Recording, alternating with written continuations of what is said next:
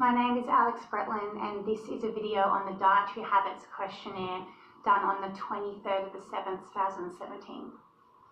Hi Xander. Hello. Good to see you again. Nice to see you again too.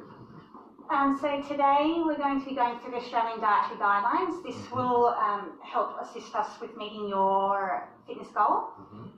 So as an exercise professional, it is my duty to educate and support positive client health outcomes. So I've got a Australian Dietary Guideline sheet here for you to take home. There's a lot more information on the website if you go to www.eatforhealth.com.au.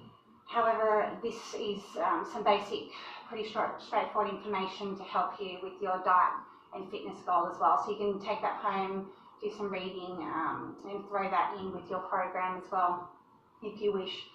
It is also my duty to refer you to a dietitian if you like, so I'm happy to do a referral as well to set up a good diet plan suitable for you and your goals as well. So basically with Australian Dietary Guidelines, it provides us with up-to-date information and it is based on scientific evidence and research. There's a few guidelines here. The first one is to achieve a healthy weight and stay physically active and to choose nutritious foods to meet our energy needs and requirements. Guideline 2 is to enjoy a variety of nutritious food from the 5 food groups. The 5 food groups I'll go through with you shortly. Guideline 3 is to limit intake of saturated fats and added salt and added sugars and alcohol. So these aren't the best food choices, so we just need to watch those ones. Reduce our high-fat foods as well. Reduce it with polyunsaturated or monosaturated oil spreads, nut butters or paste or avocado is a good option as an alternative. We also wanted to choose lower sodium options as well, so try to avoid adding salt to your diet, to your food, as well as limit added sugars as well. So at the bottom of this first side, we've got a list of some discretionary choices. So these are our naughty foods that we find very tasty, our junk foods and sweets. So these are the ones we want to limit for our diet. Next to it here, we've got some tips for choosing nutritious foods and drinks to help us.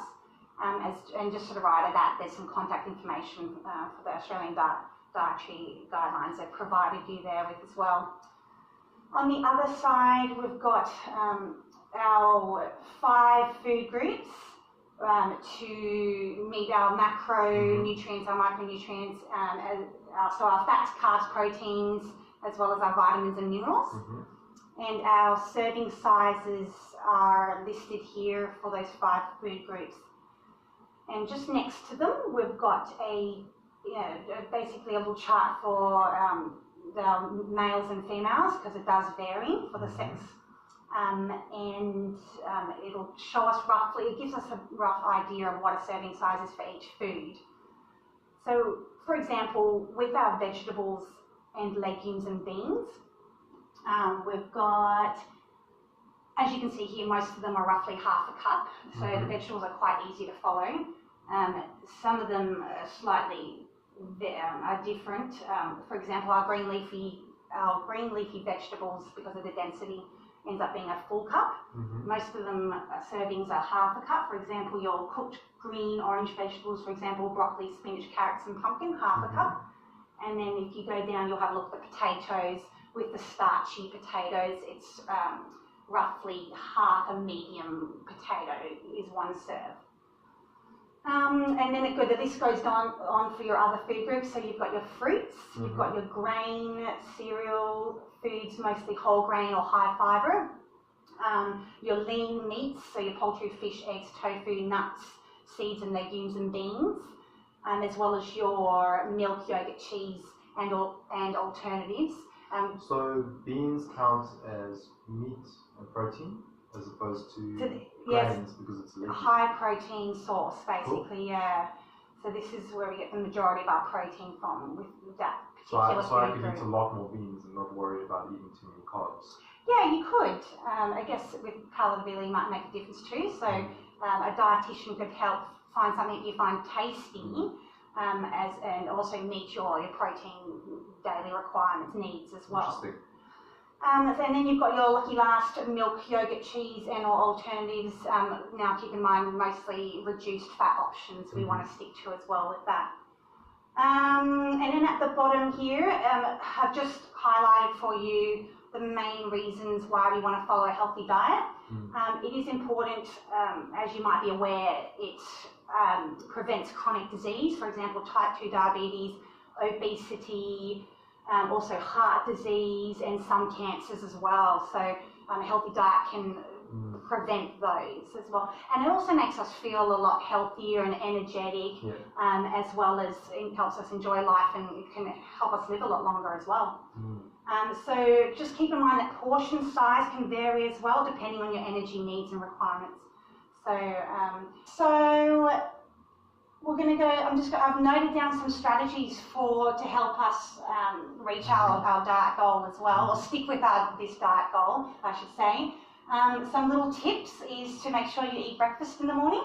This can help boost your metabolism throughout the day, Eat slowly and drink lots of water as well, because this will help you feel full quicker, and also prevent you from wanting a larger portion size for each meal.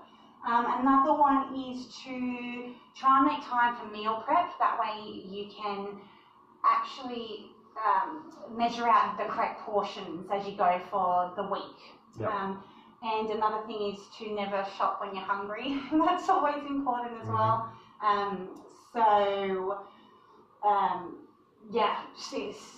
I'll send those little tips home with you, and maybe that might help as well. Just before you leave, we actually need to go through the dietary habits questionnaire, which is very important. So let's do this just before I send you out the door. What is your dietary goal, Xander? I generally want to lose this visceral fat that's covering my abs. Okay, sure. So lose some fat. Any particular amount of kilos you'd like to lose? I think about 5 kilograms. 5 kilos? Alright. Any particular time frame or? Maybe 2-3 months. In time for summer. In time for summer, yeah, sure.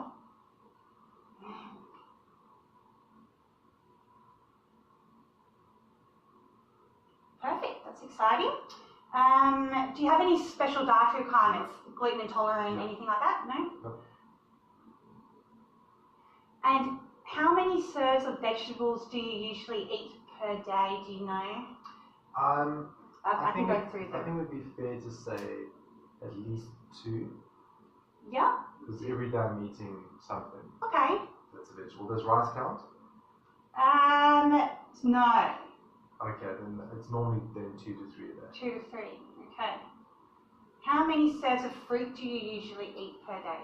At least 1, but I'm not confident in saying 2, so I'd say 0 to 1 per day. 0 to 1 per day? The most I'll have is maybe an apple a day.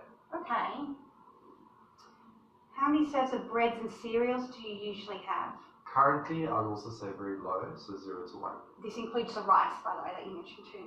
Maybe then 2 to 3. 2 to 3? Okay. How many serves of dairy do you consume? Definitely 2 to 3, maybe 4 to 5. 2, 3, 4 to 5? Maybe because I have lots of coffee, I always add in the milk. That can make a difference. So we'll just say 4 to 5, closer to the 4, maybe 4 range. How many serves of meat and alternatives do you consume per day? I would say at least 2 to 3. 2 to 3? Possibly 4, because if it's eggs in the morning and tuna. So you mix it up a bit sometimes. Yeah, and so it might actually be more accurate to say 4. Okay, 4. 4 per day. Okay. Yep. And discretionary, so there's naughty, yummy junk food, high sugar. I'm not in high the fat. 7 to 9, so I'm definitely going to be above 0 to 3. So I would say 4 to 6 is probably fair.